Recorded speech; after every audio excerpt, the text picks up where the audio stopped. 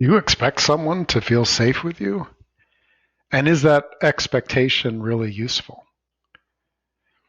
Let's look at this situation. When I meet someone along the sidewalk and smile, I expect a return smile or a nod to happen. When I get a frown or guarding of their possessions, and that happens instead, I feel sad and embarrassed for misjudging them. And it keeps me from trusting myself to choose wisely and safely. Interesting, isn't it? So we start with how it feels. What happened? What did we expect? What did we get in return? We tap on that side of the hand. Even though I smiled, they didn't. They didn't even nod. I got a frown. And it seemed like they were guarding their possessions. And honestly, I feel sad and embarrassed. I accept where I am and how I feel about this right now. I feel sad. I feel embarrassed. Eyebrow. Side of the eye. I feel sad and embarrassed. Under the eye. They didn't even nod.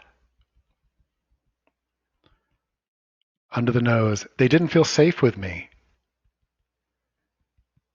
Chin. I misjudged them. Collarbone. I should only be friendly to those that I'm absolutely sure are going to be friendly with me.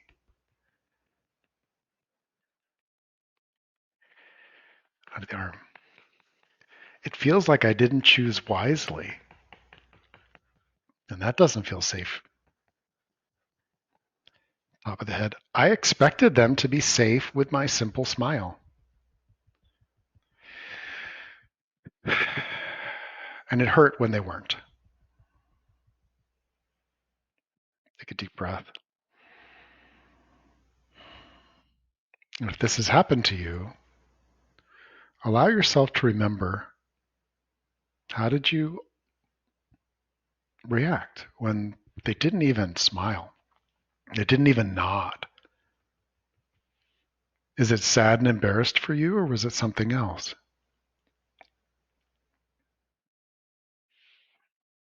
Even though I had that reaction, they didn't feel safe with me. I thought it was about my trustworthiness. I thought they'd be more friendly. Top of the head. I expected them to be more friendly. Eyebrow. And they weren't. Side of the eye. I expect people to be safe with me. Under the eye. I expect them to nod and acknowledge me. Under the nose. Is that really useful? Chin. I wonder what else might be going on for them. Collarbone. I've interpreted it one way. Under the arm. A part of me decided that I was wrong. I can't trust myself. And that doesn't feel safe. Top of the head. I wonder if that's actually what was going on for them. Take a deep breath.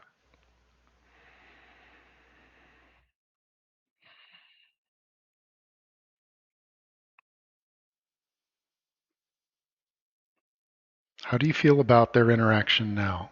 Do you notice some calming, maybe a little bit of openness around maybe there was something going on for them? Let me share just a brief story. So I'm 6 feet tall, and I don't think of myself as big and intimidating, but to some people I am. To some people, my friendly smile They flinch from it. My enthusiasm for connection does not feel safe to them. When I was in Baltimore, I would walk up and down the street and I would acknowledge people. Hello, how you doing? You know, good day. And I would expect them to respond to me. But here's the thing. We really don't know what trauma someone has had. Inflicted not by you. You're not to blame. But the association inside of them is that people aren't safe. Maybe they'll turn around and greet the next person with friendliness because they feel safe with a person that looks a certain way.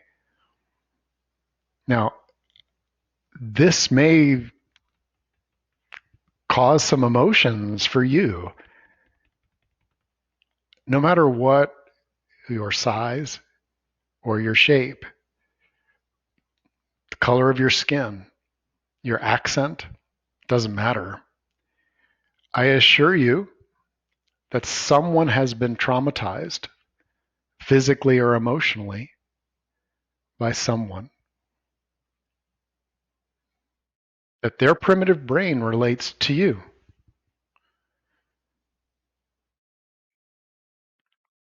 Maybe you're a really soft, wonderful, grandmotherly looking person. Most people respond to you really well.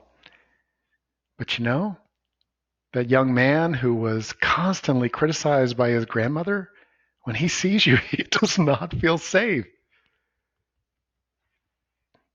Maybe it isn't his physical safety, but his emotional safety. You may not get back a kind of feeling of openness and agreeableness and connection, even in passing.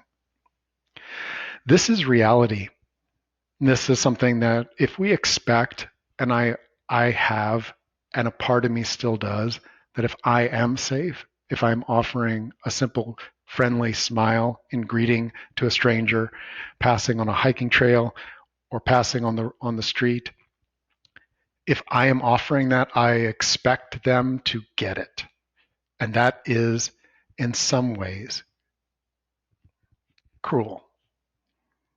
It does not acknowledge that there are people who have been catcalled, they've been robbed, they've been looked down upon, they've been mistreated, abused.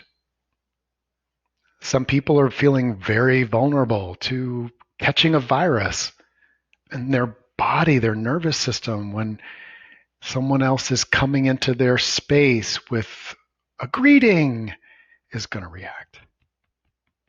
Now, as I share this, how is your body, mind reacting? I'm guessing that some of us are like, no, I don't want it to be this way. So let's tap. Even though I wish it was different. I expect people to get that I'm offering safety and connection. That doesn't always happen. I'm open to being calm and confident anyway. Top of the head. I so wish that was different. Eyebrow. I wish we all felt safe. Side of the eye. I want everyone to feel respected. Under the eye. I want us to be able to greet each other with friendliness. Under the nose. And that's not all you get out on the street. Chin. I can continue to offer friendly safety. Collarbone. I want to continue to offer friendly safety.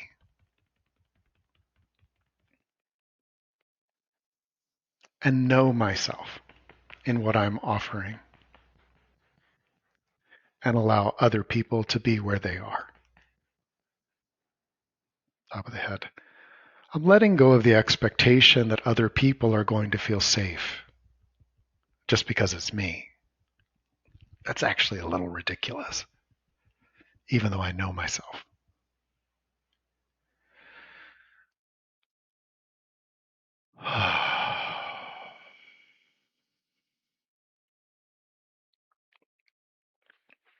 In the work I've done over 20 years as an emotional freedom coach, longer, um, I've come to realize how rare it is to offer true safety, to offer respect, and from that place, cultivate freedom.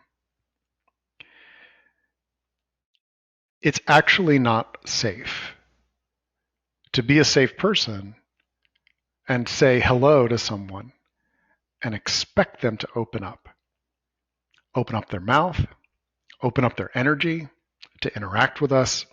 That's not actually safe. And I say that with an understanding that it's something that we're just figuring out. We're trying to figure out. We're wanting to figure it out.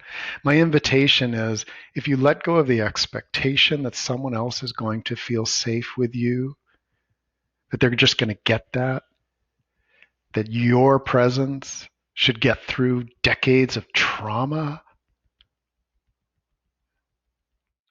If you let go of the expectation, you can be present with who you meet. Hello, wherever you are. I greet you and acknowledge you with safety and respect, regardless of how you receive this.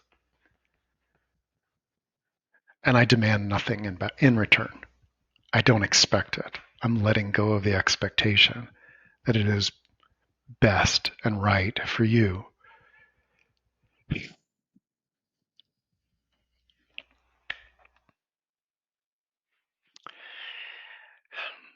This is trauma informed walking in the world. It says, there are times when I've not felt safe acknowledging or responding to someone, if that's been true for you. And so I'm going to offer that in my interactions with others, an acknowledgement that I seek to offer a sense of safety and non obligation. I believe that when we are not obligating the other person to reciprocate, that it is going to feel better to you, to them, and in the walk in the world. I'm open to your comments and your experiences too. The more that we share what it is like to be in this walk where we all want emotional freedom and connection, um, yeah, the more that we can understand one another and hold space. Let's continue.